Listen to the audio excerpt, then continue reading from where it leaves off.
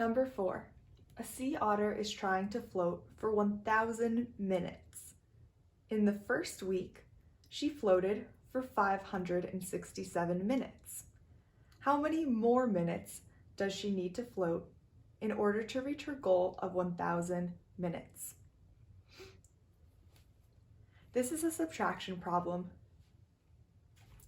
So we're going to take the 1,000 and write it at the top. This is the sea otter's goal of how many minutes she wants to float.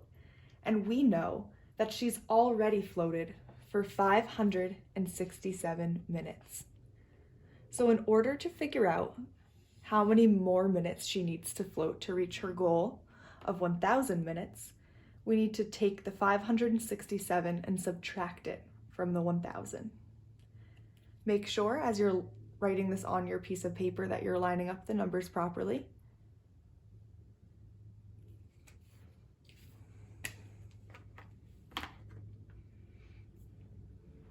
So we'd start this problem by subtracting 0 from 7.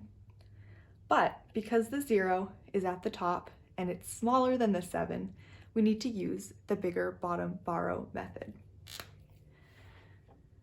So we're going to cross out the 0 and move over here.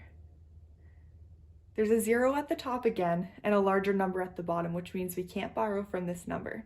So again, we cross it out. We move over here, and again, there's another 0 with a bigger number at the bottom. So we can't borrow from that one. We move over one more time, and we can borrow from this 1. We make it a 0, and we're bringing over 10. But we need to carry numbers over here so we can subtract them as well. So we're going to cross out the 10, make it a 9, and carry over 10. Now this becomes a 10, but we still need to carry over one more.